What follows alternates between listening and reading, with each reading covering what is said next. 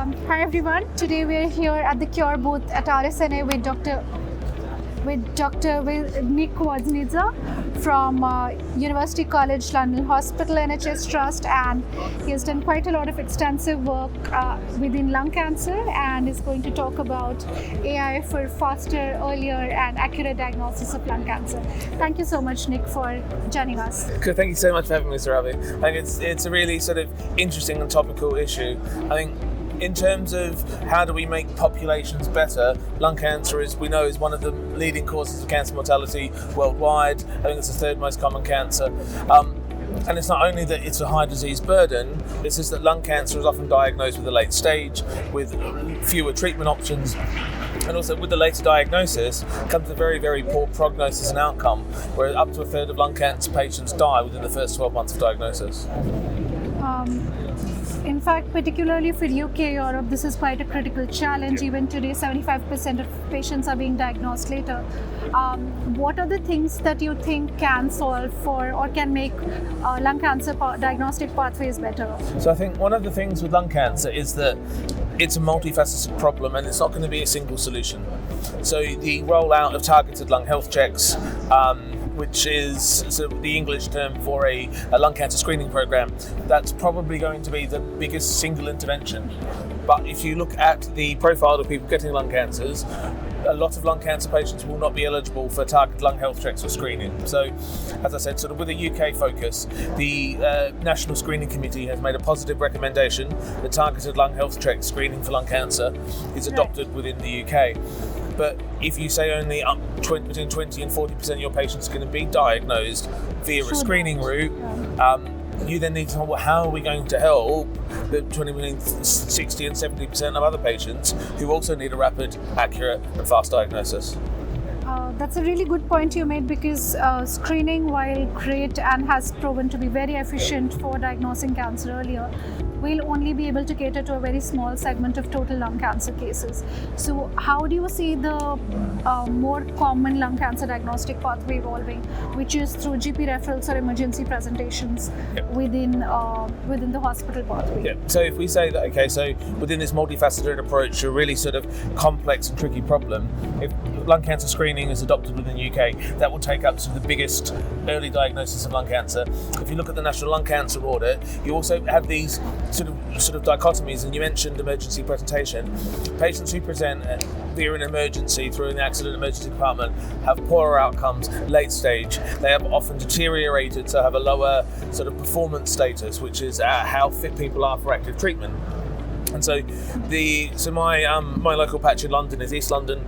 We've had lung cancer screening research programs since 2015. And if you look at some of the national audit data, you have a situation where East London has one of the highest stage 1 lung cancer diagnoses in England at about 38% because of the lung screen uptake and then Qure trial.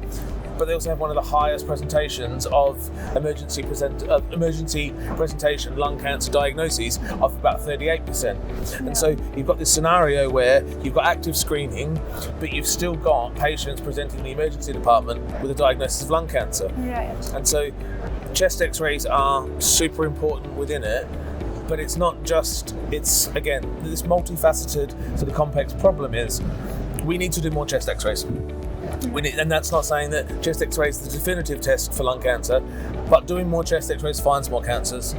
Matt Everson in Greater Manchester is rolling it out based on the work of Matt Callister in Leeds, looking at offering self-referrals. So if we're doing self-referrals for chest x-ray, you're potentially reaching a demographic of patients who may not engage with healthcare traditionally, so you're doing more chest x-rays. But when you do more chest x-rays, you have more chest x-rays to read.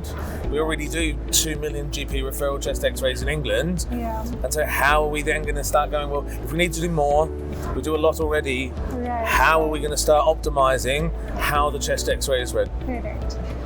In fact, Nick, congratulations. I know you've recently published a very interesting clinical trial result called the RadioX trial, where you had looked at the impact of radiographer-led hot reporting on faster diagnosis. Can you talk a bit more around what the results were and also sort of what is next in that pathway? Yeah, so the RadioX trial was a block randomized trial looking at providing a patient with their X-ray report at the time of chest X-ray. It ran for 12 months, a consecutive series of patients. Anyone referred from primary care was block randomized into the study.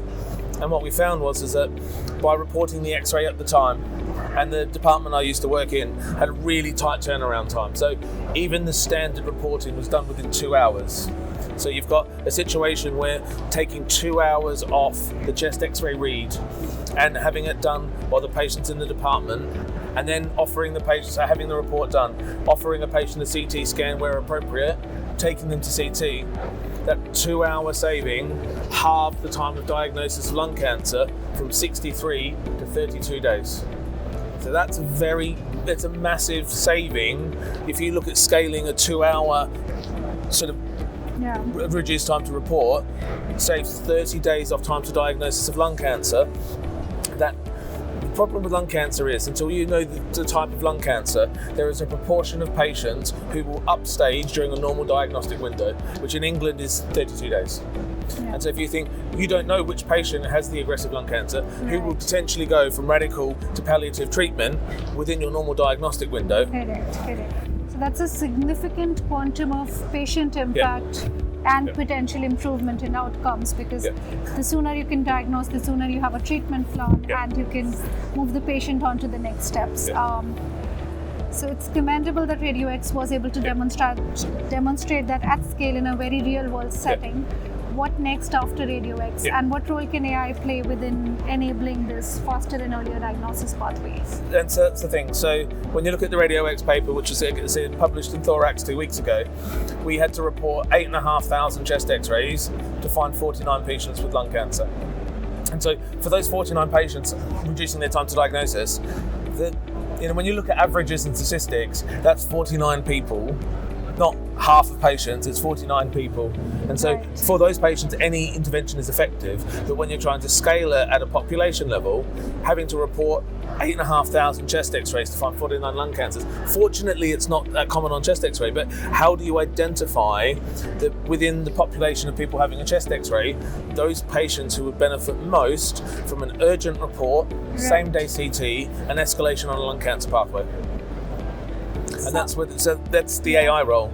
So if you have an AI solution which is able to accurately and confidently identify abnormal X-rays, we can then prioritize limited human resource to provide the immediate report, speak to the patient, because one thing, AI is great.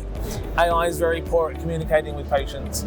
It's not able to adapt communication strategies. We need to do it in a kind and compassionate way, in a thorough and knowledgeable way, and then to get them onto the next step, which in most lung cancer scenarios is a CT scan.